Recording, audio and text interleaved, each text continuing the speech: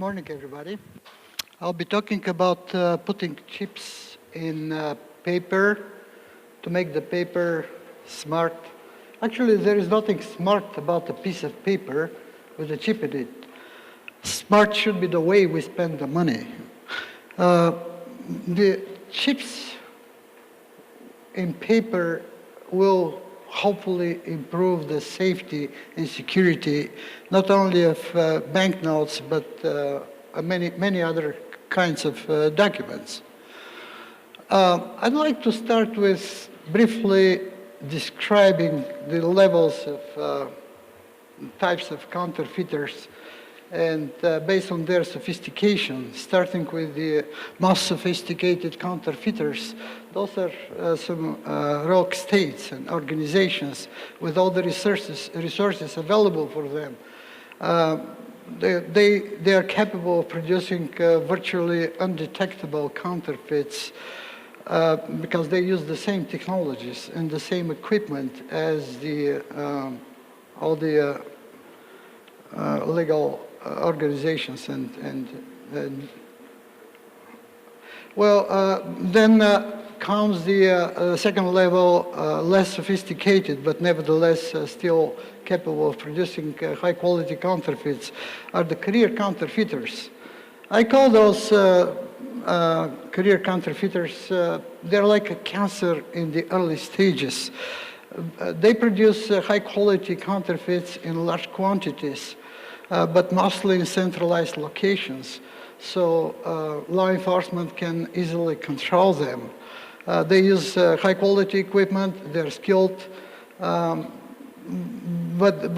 they're not as dangerous, in my opinion, as the next level of counterfeiters, the petty criminals, those basement type of counterfeiters that use the advances of the modern computer technology to just forge and counterfeit and duplicate any possible kind of documents that can bring them some financial gains. And they usually produce small quantities, not so high quality, but there are so many of them, and they're difficult to control. So this is like a metastatic stage of cancer. There's some indication of the significance of this problem based on the information from the United States. In 1995, only about 1% of counterfeit bills were produced using jet printers. In 2008, we have about 60% of all money, all counterfeit money, collected, 60% produced by inkjet printers. I'm pretty sure today those numbers are higher. The arrow here represents the level of sophistication starting for the counterfeit technology, starting from the very high level going down to the low levels, typical for the basement counterfeiters. And today I'd like to talk a little bit about using the electronic technology to reverse this trend, to send back the counterfeiters to the level of technology which is probably impossible for majority of them. A few numbers about the cost to society, and I really don't want to spend a lot of time talking about this because I'm pretty sure everyone knows what damage counterfeiting causes to pretty much everybody, regular people and businesses and organizations and entire economies, countries. Considering money, really counterfeit money is not a significant problem. Especially with the US dollars, a lot of US dollars are in circulation outside of the country, but nevertheless, still about 1 to 2.5 in 10,000 banknotes are counterfeits, which is pretty much the same ratio found inside the United States. But it's not only about counterfeit banknotes. Every possible document based on paper can be duplicated today and forged, and especially for the bank operations, for the financial operations, check fraud is a significant problem. It cost more than $12 million losses in 2006, and we can compare that number with the bank robberies, which were less than $50 million per year. Well, several myths about counterfeiters. People tend to believe that they counterfeit only large denominations, like $100 bills. This isn't true. More commonly, the law enforcement agencies are capable of collecting $5 bills, $10 bills, even $1 bill, which is pretty amazing. The other misconception is that the counterfeits are always of very low quality, which isn't the case in many situations. Counterfeiters, criminals have access to excellent technology today. They have a lot of resources. They can buy pretty much everything that they want to. They're capable of producing extremely high quality counterfeits today. This is something I just wanted to illustrate the number of security features in the previous, and not the current $100 bills look slightly differently, but in this particular case, we have the genuine banknote to the left and the counterfeit to the right. And we can see that the counterfeiters are capable of producing most of the security feature, maybe not 100%, maybe not to the highest possible quality, but nevertheless, they're passable. They reproduce pretty much everything, fine print and even the security threat here, not to the same extent, but nevertheless, there is something like a security threat. And they're capable of duplicating, although not with the same quality, watermarks and everything else. Talking about the security features in banknotes, and I'm not an expert, indeed, in security features in banknotes, but when I was researching this subject, see the evolution, not only in the sophistication of counterfeit features, but also in the number of those counterfeit features. Starting with 1739, when Ben Franklin printed on the banknotes a warning. I don't know if you can see it, but it says basically, to counterfeit is death.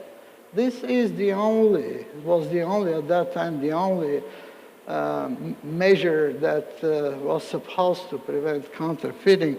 But since then, the evolution in the number and the sophistication and the quality of counterfeit measures keep increasing and increasing and increasing. Today, the new $100 bills, they have 9 new awesome security features, awesome as the Fiscal Times call them, in addition to the existing. So we have pretty much maybe about 20 or even more. Some of them are not, some of them are kept secret. Security features for the US banknotes. So we keep adding and adding and adding new and more security features. Well,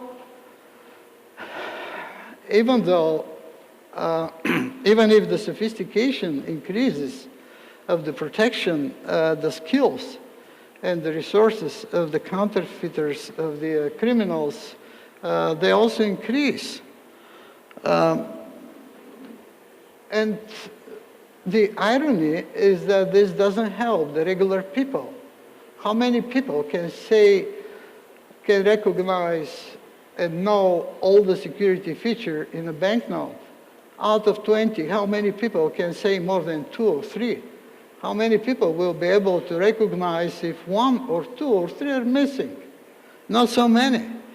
And how about not the banknotes, but how about checks? How about other type of financial and legal documents? It's an incredibly significant problem. And the other aspect is that every new security feature comes with, or most of them come with a new technology, more and more sophisticated. So we have counterfeit pens, we have magnifiers, jeweler's loops, they should be here, infrared viewers, magnetic ink detectors, ultraviolet lights, etc., etc., etc. So what I'd like to capture this, I'd like to capture the situation in this graph here. The green line represents the security feature, the evolution in security feature in the number and sophistication of the security feature. But at the same time, the blue line represents the skills and capabilities of counterfeiters. So really, the advantage of introducing new induced security features is the distance between these two lines is not that significant.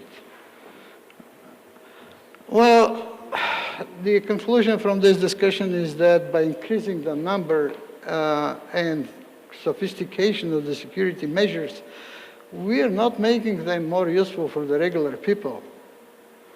And we need to make the life miserable for the counterfeiters, not for the people.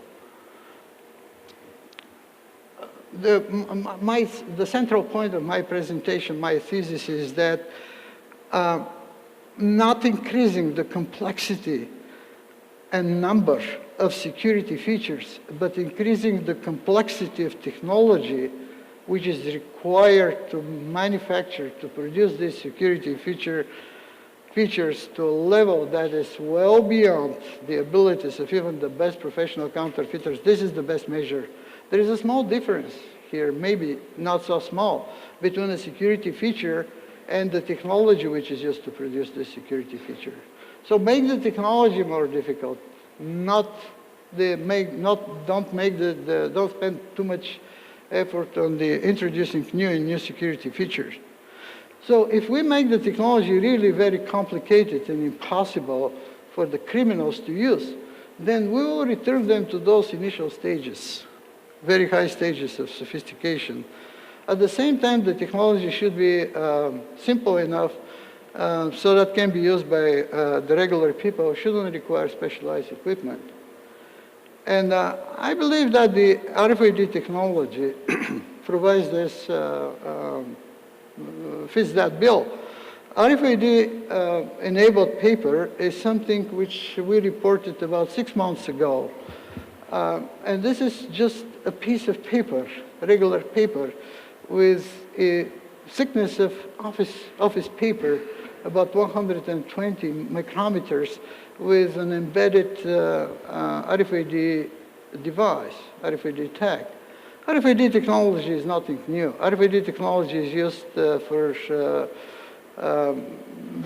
bank cards and key cards and the tickets for the metro, in many applications, but no one has offered so far an RFID-enabled paper, regular paper, a sheet of paper that can be used to write on it, or print, and use it to prepare all kinds of documents.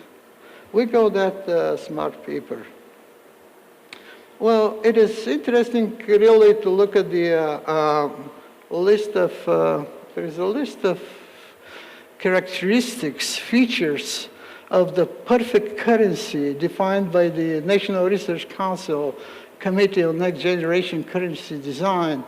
And the list includes the following 5-6 features. Extremely difficult to duplicate, easy to produce at low cost, but at the same time at very high volumes, durable, easily recognized by the general public, machine readable, non-toxic. And RFID technology can provide every single one of these features. In addition, the RFID technology can provide authentication, traceability, and also a very interesting thing is the accessibility for visually impaired people. And I would like to talk a little bit about that a little bit later. So let's see the technology, what kind of technology we need to do that. This represents a sheet of paper with an integrated, embedded RFID chip with an antenna. And really, the RFID device is nothing but a single small chip attached to an antenna. The problem is the chip here, and mostly the physical properties of this chip. Chips are made of silicon. Silicon is a very brittle material. It breaks so easily.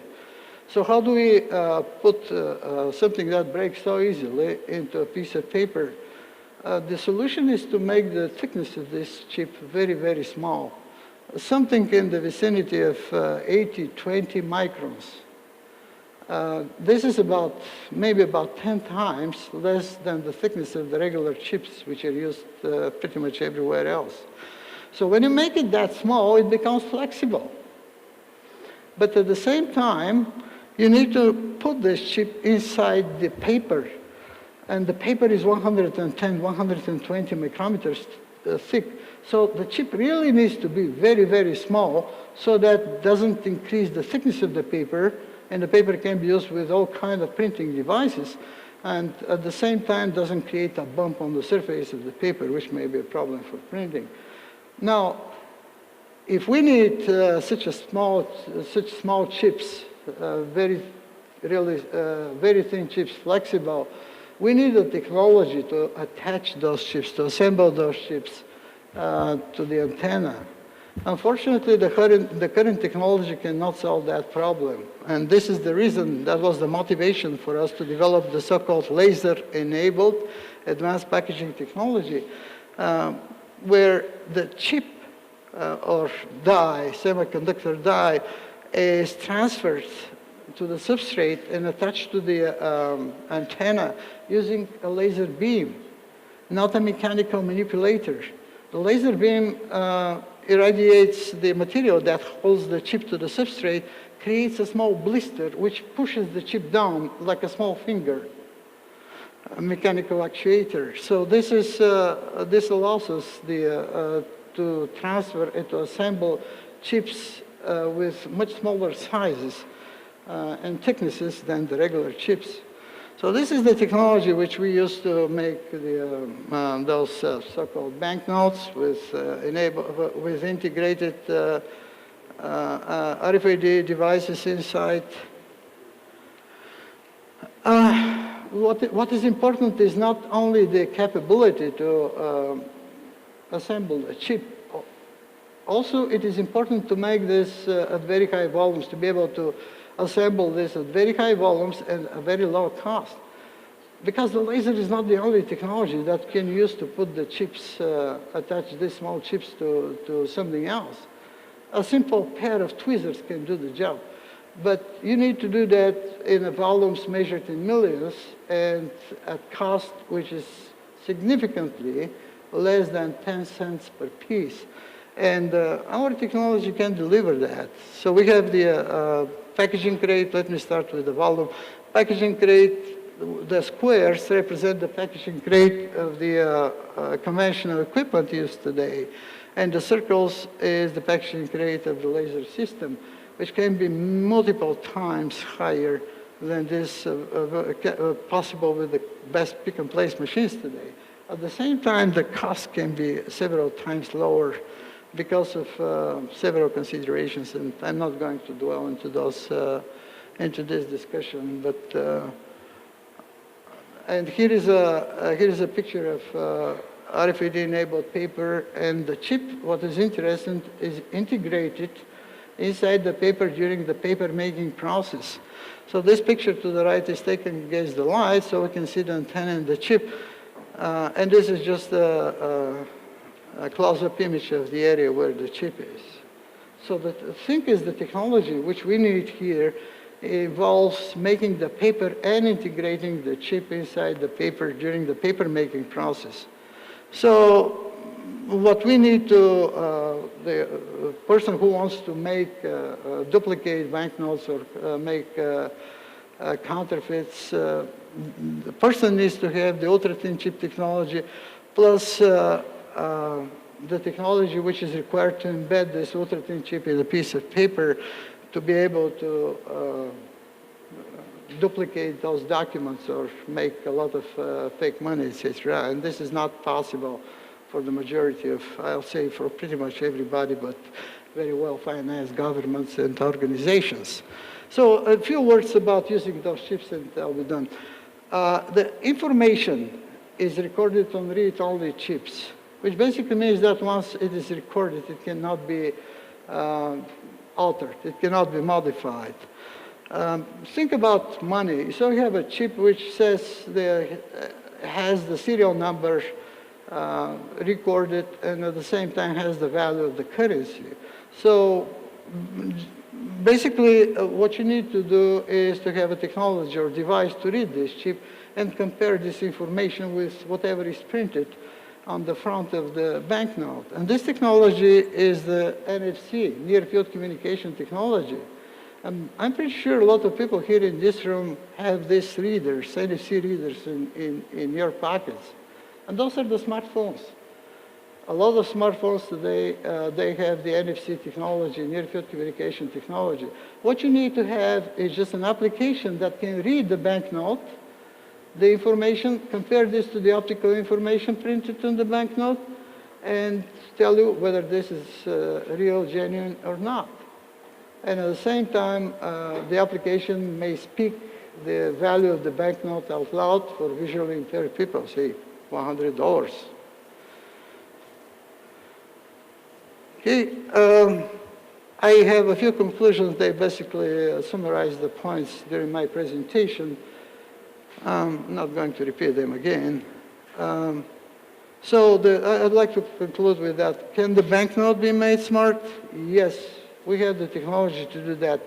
Will the banknotes be smart?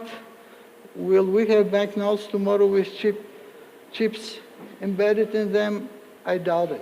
There are other things, not only the technology, that will be, needs to be resolved, and most probably the most significant one is whether the society, whether the people are ready to accept money with chips embedded in them and tracking capabilities.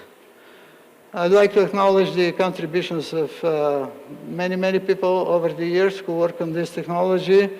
Was developed using funding from Department of Defense. Well, thank you.